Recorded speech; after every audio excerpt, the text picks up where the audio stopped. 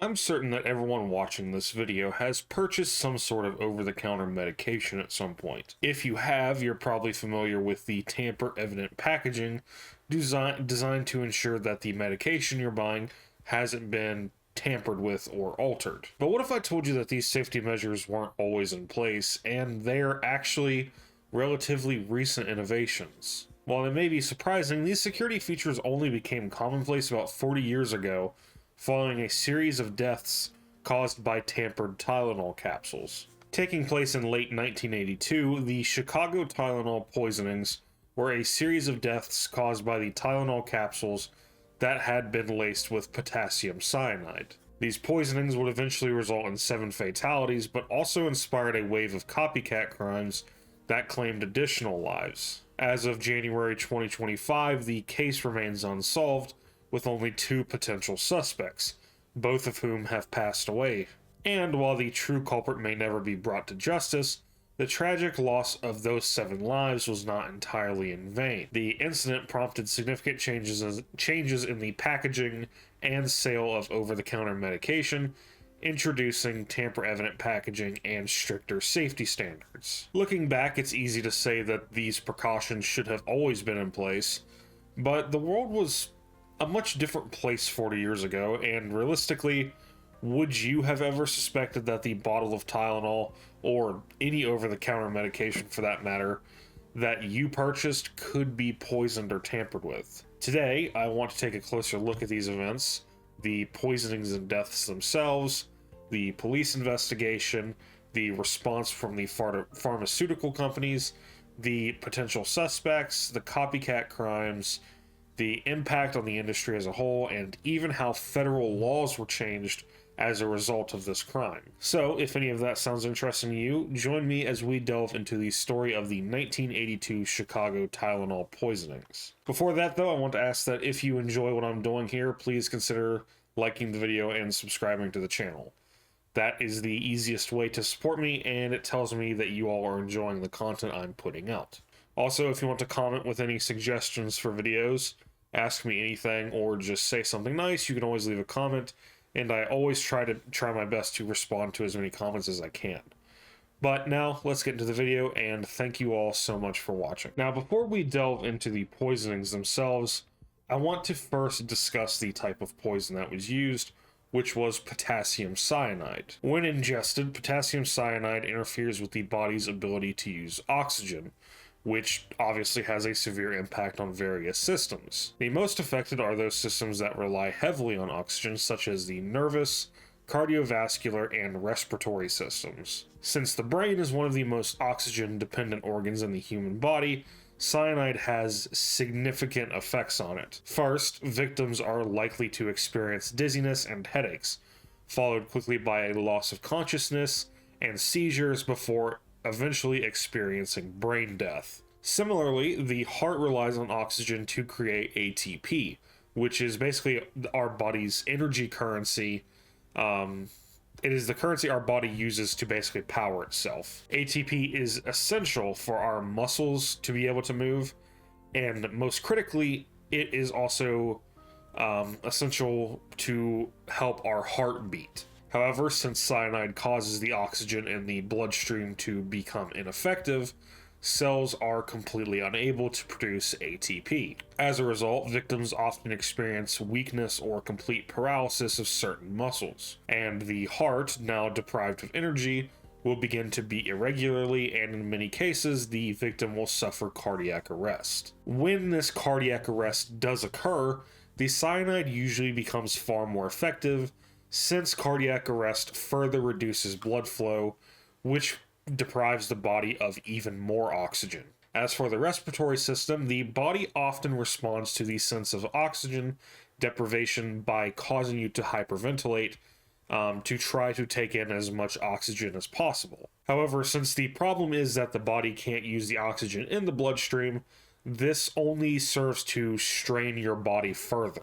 Over time, the cells in the lungs become progressively more oxygen starved, and you may see fluid begin to build up in the lungs, which makes breathing increasingly difficult. And in severe cases, this can even lead to suffocation. Additionally, the muscles responsible for assisting in breathing may become weakened or ineffective entirely. Ultimately, after all this, the respiratory system will fail due to a lack of oxygen. In most cases of cyanide poisoning, death occurs due to either cardiac arrest or respiratory failure. This process often happens very quickly, with death usually occurring within an hour of exposure. However, in the case we are covering today, where all of the victims ingested the cyanide, the effects were accelerated. This was also due in part to the amount of cyanide used in this case. On average, a lethal dose of potassium cyanide ranges from 1 to 4 milligrams. In this case, the Tylenol capsules were filled with a hefty 45 milligrams. As a result, most of the victims died very quickly, likely within minutes of ingesting the poison. However, a few of the victims we talk about today survived for a couple hours after ingestion, which, given everything we just talked about, is absolutely horrifying. But now that we understand that, let's take a look at the unfortunate victims of this truly evil crime. In the early hours of September 29th, 1982, 12-year-old Mary Kellerman of Elk Grove Village, which is part of the Chicago metropolitan area, woke up with a sore throat and a runny nose. In response, her parents gave her a Tylenol extra strength capsule. Roughly an hour later, Mary collapsed in the bathroom and became unresponsive. She was rushed to the hospital, but tragically she was pronounced dead at 7 a.m. At first, her death was seen as a freak tragic accident.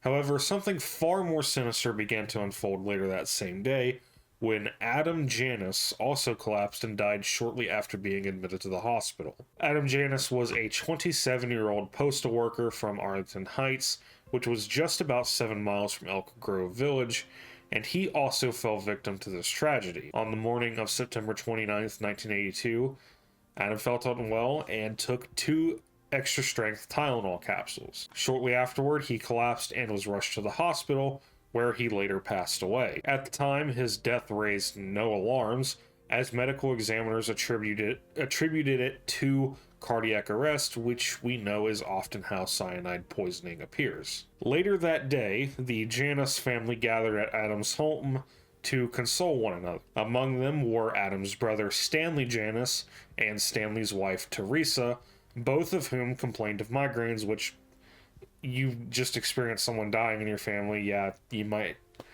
Migraine's not totally a crazy thing to probably be experiencing. Tragically, though, they each took 2 Tylenol capsules from the same bottle Adam had used earlier that day. Soon, both Stanley and Teresa collapsed and, like Adam, passed away shortly thereafter. As paramedics worked at the Janus home in Arlington Heights, there was some suspicions that began to arise about how 3 seemingly healthy individuals had died just within hours of each other. That's when Helen Jensen, who was the village nurse for Arlington Heights, was called in to investigate. At Adam Janus's home, Helen discovered a bottle of extra-strength Tylenol, which was missing 6 capsules, along with a receipt showing Adam had purchased that bottle of Tylenol that very same morning, which was September 29th. This convinced her that the Tylenol was the common factor in the deaths, so she took the bottle and receipt to the police and medical examiner,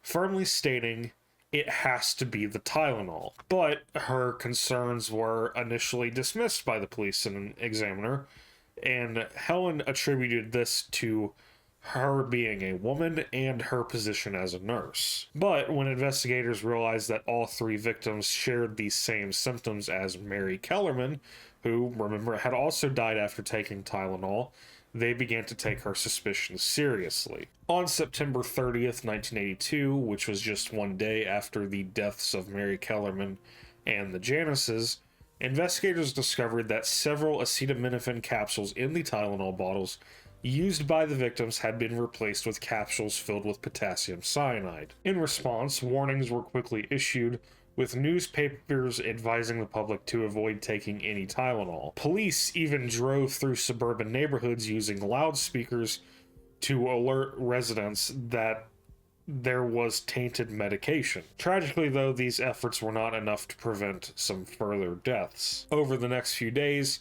3 more victims succumbed to the poisoning, that being 35-year-old Paula Prince, 35-year-old Mary McFarland, and 27-year-old Mary Rayner. Following these deaths, Chicago police investigators were on high alert and were trying to ramp up their efforts to uncover the source of the poisonings. Stores and pharmacies across the Chicago area were ordered to remove all Tylenol products from their shelves, with most of the bottles being taken for examination. Jane Byrne, who was the then mayor of Chicago, held a press conference urging residents to either hand over their Tylenol to the police or at the very least remove it from their homes. But the efforts didn't stop there. Police even went door to door asking residents if they had Tylenol and warning those unaware of the ongoing poisonings about the potential danger that this medication now posed. For everyone involved, these events were both unusual and very unsettling because at the time, Tylenol was the best-selling and most popular over-the-counter medication in the entire country. For such a trusted product to be at the center of a deadly crisis left the people of Chicago and the entire country fearing what might happen next and what potential product it could happen to. On October 5th, 1982, Johnson & Johnson issued a massive recall of all Tylenol products across the country, which resulted in the removal of 31 million bottles from shelves, which was equivalent to over $100 million in losses at the time, and what now equates to over $300 million today. From that recall, another handful of Tylenol bottles in the Chicago area were found to be tainted with cyanide. Additionally, the company launched nationwide advertisements warning consumers not to use their products, especially anything containing acetaminophen or packaged in capsules. They also introduced an exchange program allowing customers to trade in their bottles for new ones that contained the little solid tablets instead of the gelatin capsules. In my opinion, and the opinion of many others, Johnson & Johnson handled this crisis pretty well, and what might be the only time I will ever commend a pharmaceutical company on this channel, J&J did kind of go above and beyond to protect the public and to assist investigators in their efforts to solve this case. As the investigation progressed, it was discovered that all the tainted Tylenol bottles were traced back to manufacturers in Pennsylvania and Texas. Since it was unlikely that the tampering was occurring in 2 separate locations, investigators concluded that the poisonings were most likely, if not definitely, happening after the products were already placed on the shelves. Now, this meant Chicago wasn't just facing a poisoning crisis, it was also dealing with a mass murderer who was using cyanide-laced Tylenol as their weapon of choice. Early on, police and Johnson & Johnson officials speculated that the killer's true target might be Johnson & Johnson itself, using these random killings to exact revenge. One theory suggested that a disgruntled former employee could be responsible. However, this idea was eventually dismissed when evidence confirmed that the tampering occurred after the bottles had reached stores. The next big portion of the investigation pertained to one photograph,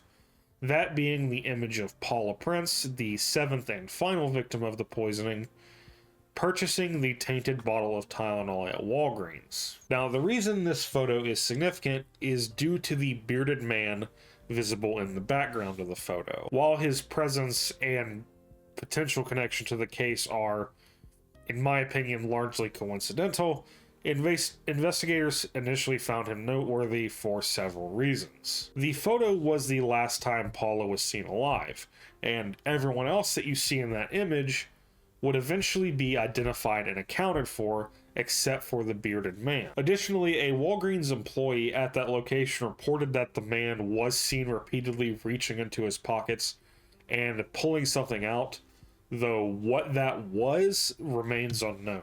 Despite that, this lead ultimately became a dead end, leaving the photo as just a haunting snapshot of Paula's final day. Following this, police broadened their efforts, appealing to the public for any leads. Unfortunately, nothing substantial ever came. The situation became even more challenging as copycat crimes surfaced across Illinois with multiple reports of food tampering. But these incidents were not as severe or widespread as the cyanide-laced Tylenol cases. After doing some investigation, authorities determined that most of these copycat crimes were totally unrelated and were unlikely to involve the true culprit behind the Tylenol poisonings. Now, this entire event surrounding the Tylenol poisonings led to a particularly unsettling Halloween for Chicago neighborhoods. Both parents and children were terrified that Halloween candy might be tainted with poison, while Chicago residents were especially on edge since the crimes were happening in their city. This fear extended nationwide. Across America, communities were so alarmed that candy sales for the 1982 Halloween season reportedly dropped by 20%. As this anxiety continued to grow and grow, so did the demand for answers about who was responsible. Unfortunately, though, police and investigators were still without a definitive culprit. But that doesn't mean they were entirely without suspects. Now, I'm not going to go through every suspect in this case because most of them were cleared very quickly and had little to no connection to the case. Instead, I'm going to talk about the two key suspects in the case, as well as a third honorable mention that I feel like I just have to bring up. First on the suspect list is Roger Arnold, who was a 48-year-old Chicago native who caught the attention of police after being reported by a bar owner named Marty Sinclair. Sinclair told authorities about a conversation he had with Arnold 6 months before the poisonings, during which Arnold expressed dissatisfaction with his marriage and mentioned possessing a sizable amount of cyanide, and allegedly told Sinclair that he had plans to use it on people. Now, what made this lead particularly compelling was Arnold's employment history.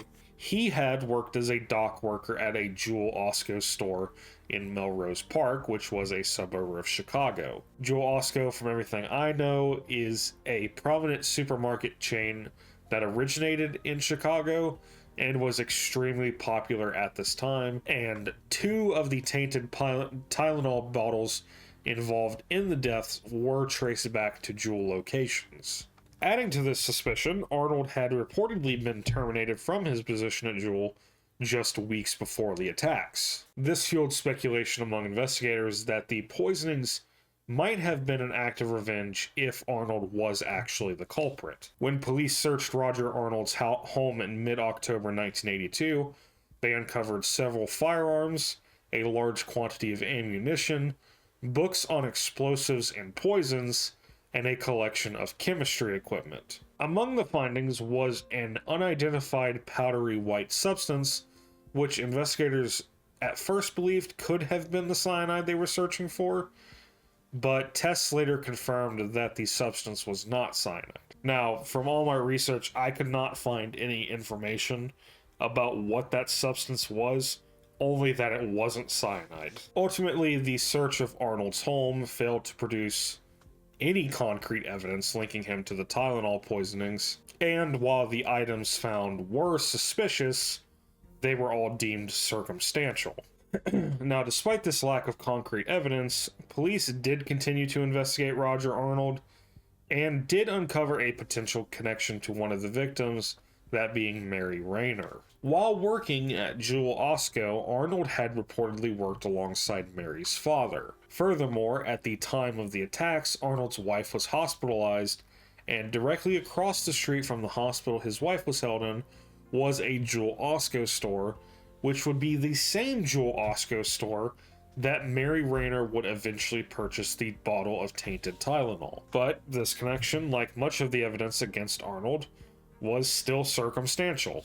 Despite detaining him multiple times for questioning, investigators were unable to uncover any solid proof that linked him to the poisonings. As a result, Arnold was eventually ruled out as a suspect. Now, 7 months after being cleared as a suspect in a Tylenol case, Roger Arnold shot and killed a man outside a bar, mistaking him for Marty Sinclair, who, if you remember, was the bar owner who had reported Arnold to the police. Since the investigation, Arnold had grown increasingly erratic and blamed the Chicago police and press for destroying both his reputation and his life. This anger extended to Sinclair, whose report had set this entire chain of events in motion. What Arnold intended as an act of revenge tragically resulted in the death of John Stanisha, who was a father of 3 who had simply been out to get some drinks with friends. For this, Arnold was convicted of second-degree murder in January 1984 and sentenced to 30 years in prison. But he only served 15 years and was released in 1998. After his release, Arnold lived a relatively quiet life until his death in June 2008. And if you're still suspicious about Arnold's involvement in the Tylenol poisonings, it's worth noting that the investigation was renewed in 2009, and a year later, Arnold's body was exhumed to collect DNA samples, which were then compared to DNA found on several of the tainted bottles. And the results confirmed that Arnold's DNA was not a match for anything found on the bottles. Our next suspect emerged after an extortion letter was sent to Johnson & Johnson headquarters in early October 1982. In the letter, the unknown author demanded that Johnson & Johnson wire $1 million to a specific bank account at a local Chicago bank, promising that this payment would put an end to the killings. When this letter came out, investigators immediately began tracing the origins of the letter, and a serial number on the stamp used for the letter led them to a Chicago business called Lakeside Travel. Additionally, the bank account where the money was to be wired was identified as the former business account of Lakeside Travel. Now, by the time of the poisonings, Lakeside Travel had already gone out of business. But investigators managed to track down the former owner, Frederick McCahey. When asked who might have had access to both Lakeside Travel postage and the business account information, McCahey pointed to one person, James Lewis. Now, James Lewis was not an employee of Lakeside Travel. Instead, his wife, Leanne Lewis, was working there. Both James and Leanne were upset when her final paycheck bounced after Lakeside Travel shut down. In early 1982, the couple moved from Chicago to New York, where it is believed James Lewis posted the extortion letter. Now, there's another key detail about the Lewises that must be talked about, which is that during their time in both Chicago and New York, they had both been living under aliases. This was believed to stem from James Lewis's criminal past, which remained hidden until his photo was released in the media after the letter was received. Upon seeing the photo in the newspaper, a man from Kansas City contacted the investigators on the case and identified the man as James Lewis and revealed that he had been implicated in multiple criminal cases,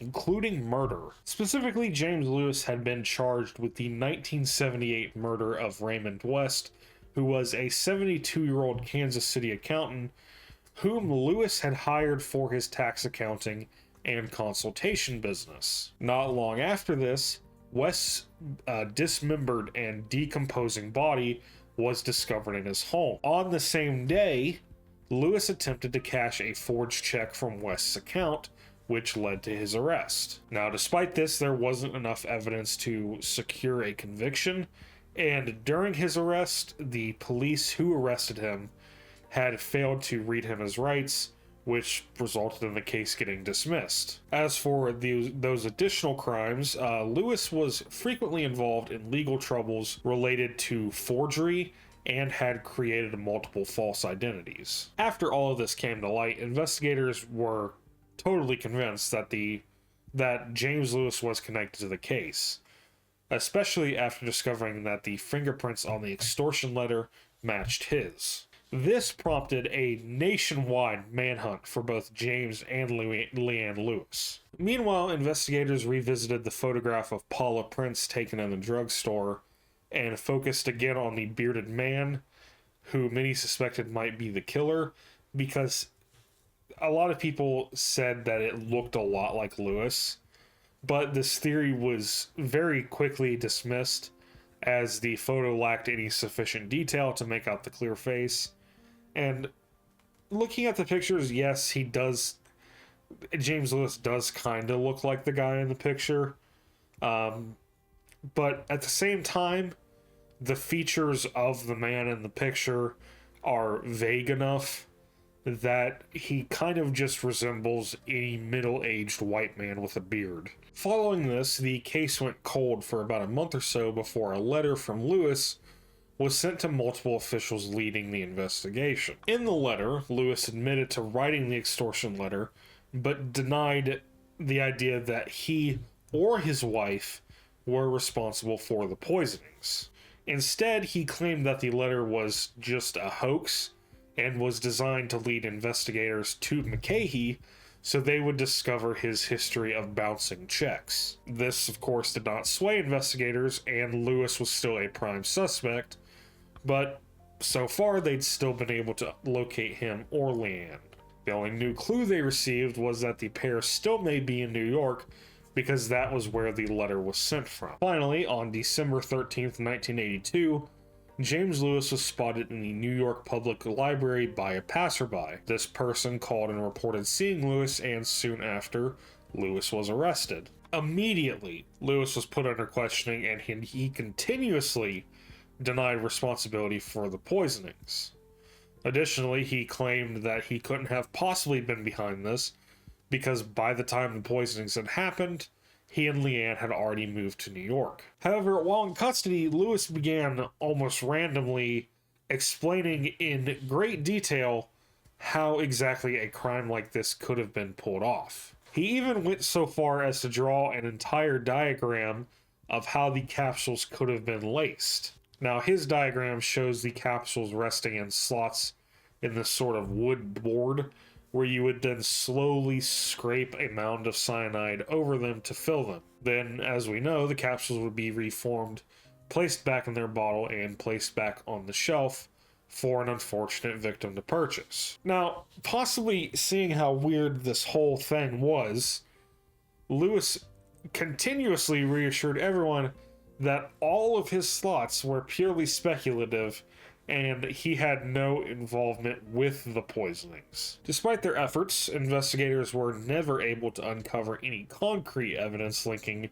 James Lewis to the Tylenol murders. But that didn't mean Lewis walked away entirely unscathed. He had openly admitted to writing the extortion letter, and in late October 1983, he was sentenced to 10 years in prison for extortion, along with an additional 2 years for prior unrelated crimes. After serving his sentence, Lewis was released in 1995, and he and Leanne eventually settled in Boston, Massachusetts. Then, in 2004, Lewis faced new legal troubles when he was indicted for allegedly drugging, kidnapping, and assaulting a Boston woman. However, the day before the trial was set to begin, the alleged victim declined to testify, and the case was dismissed. In 2009, around the time the case was being revisited, court documents released by the Department of Justice revealed that most investigators believed Lewis was the poisoner,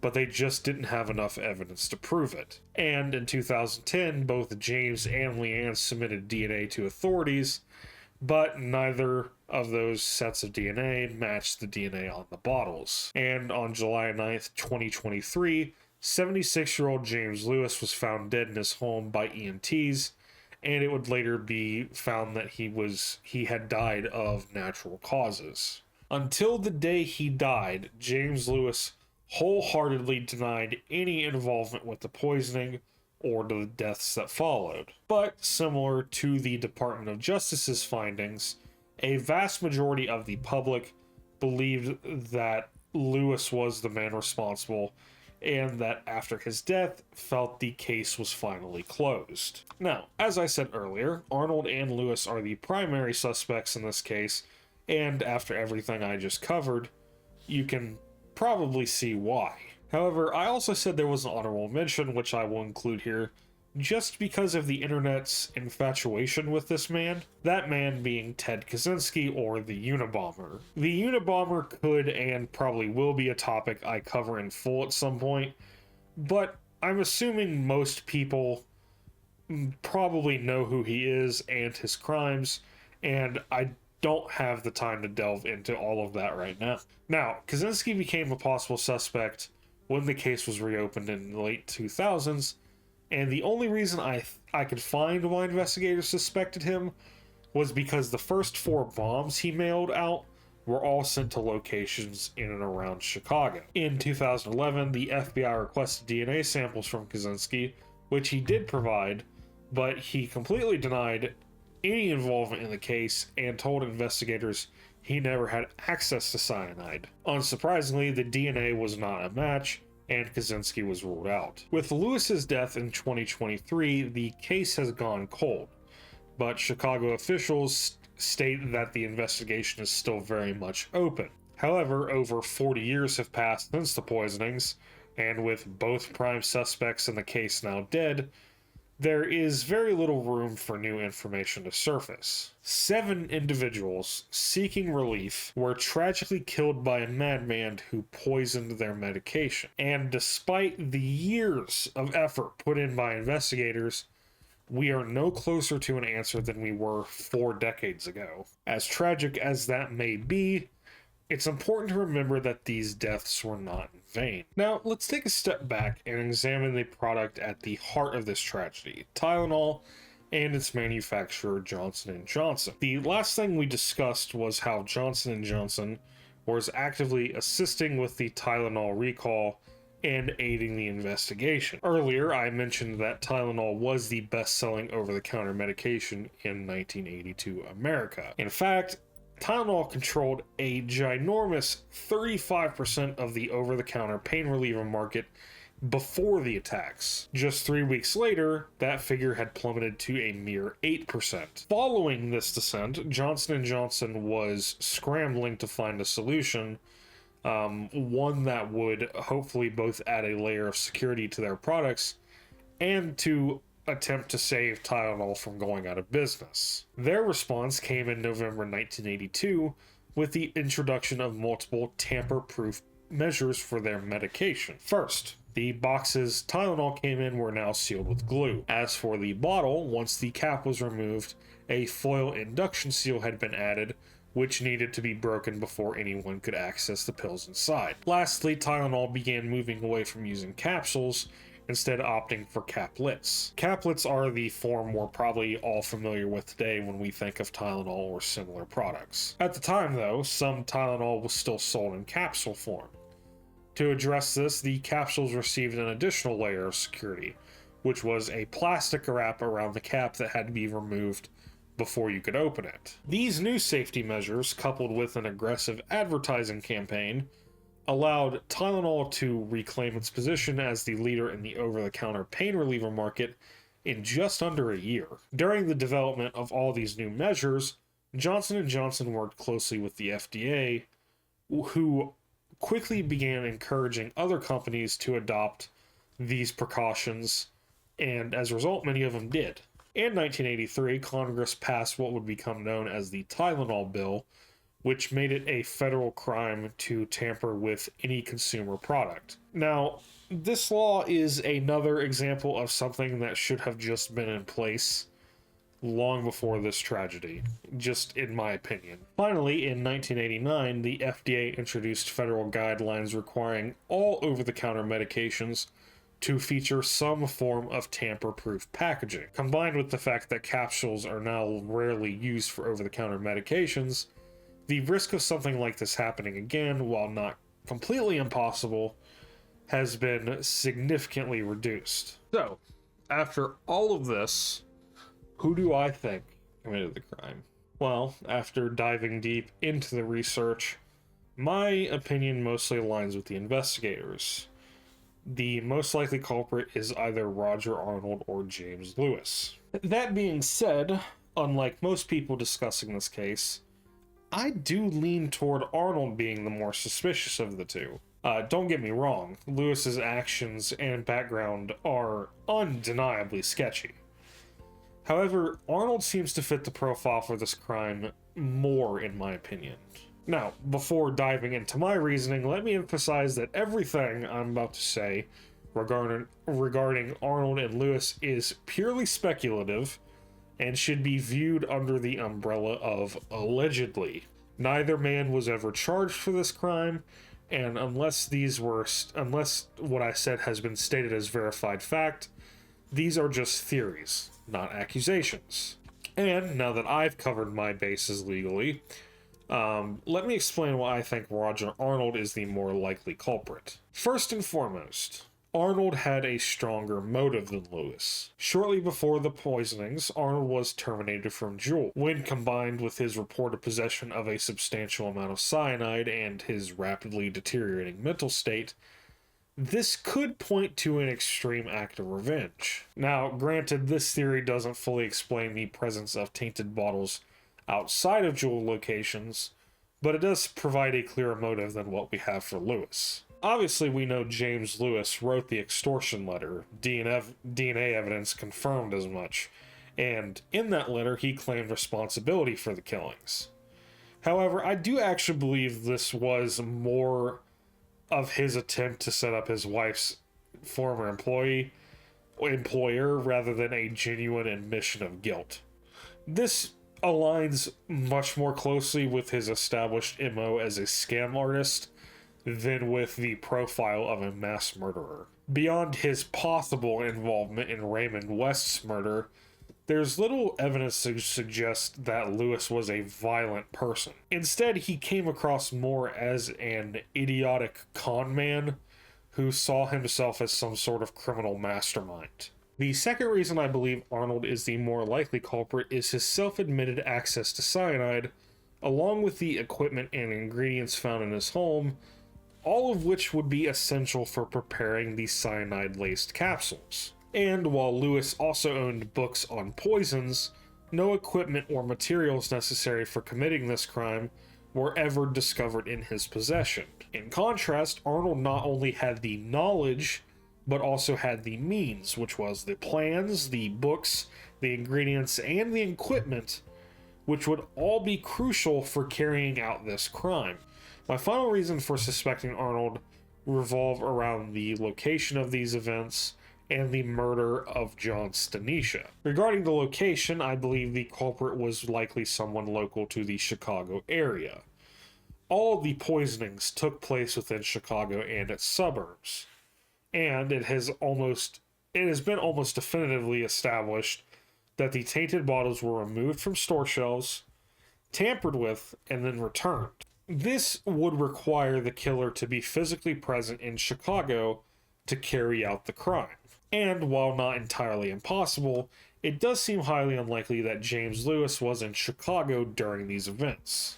The reason I find this unlikely is the extortion letter itself, because it was confirmed to have been sent from New York. Additionally, we know Lewis moved to New York in early 1982, which placed him there during the time of the poisonings. For Lewis to commit the crime, he would have had to travel back to Chicago, potentially carrying a substantial amount of cyanide.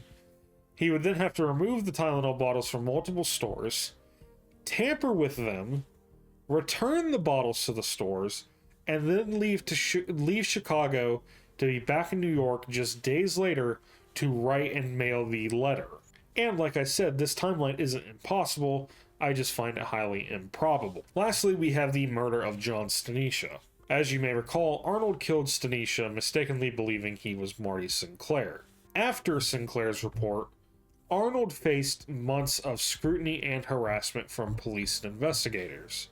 Considering his attempt on Sinclair's life, it's clear that Arnold blamed Sinclair for exposing him to this investigation. It's possible that, as an act of revenge, Arnold planned to murder Sinclair as payback for being implicated in the poisonings. But while this incident could serve as evidence of Arnold's guilt, I think it also provides an equally compelling argument for his innocence. Up to this point, I've explained why I believe Arnold is the more likely suspect.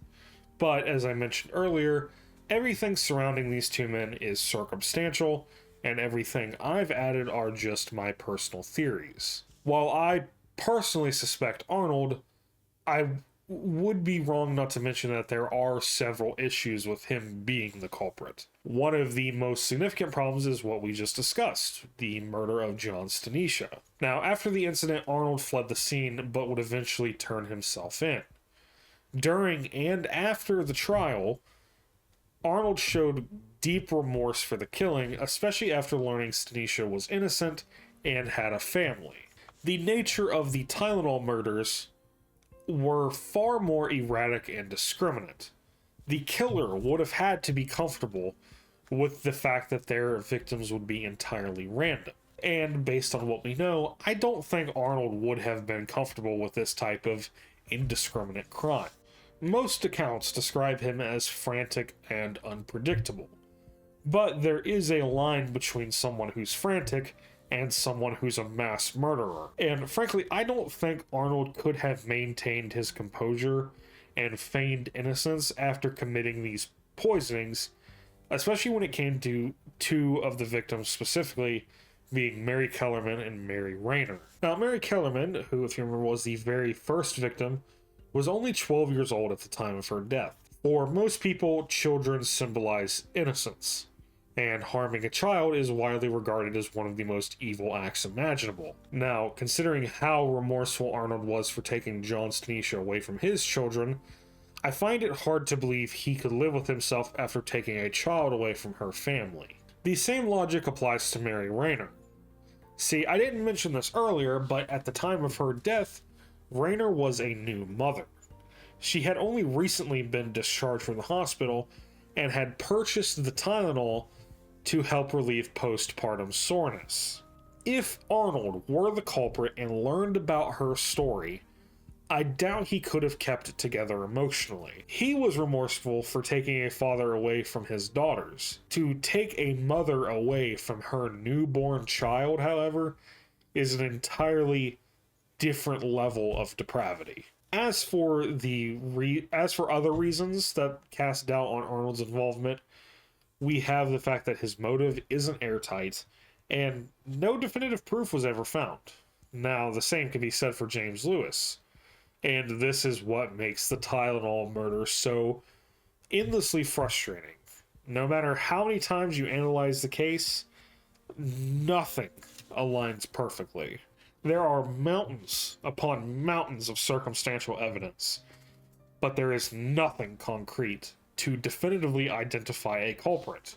Now, in many true crime cases like this, where someone seems to evade capture, it's easy to point fingers at law enforcement and claim that they didn't do enough or weren't thorough in their investigation. However, none of that can be said for this case.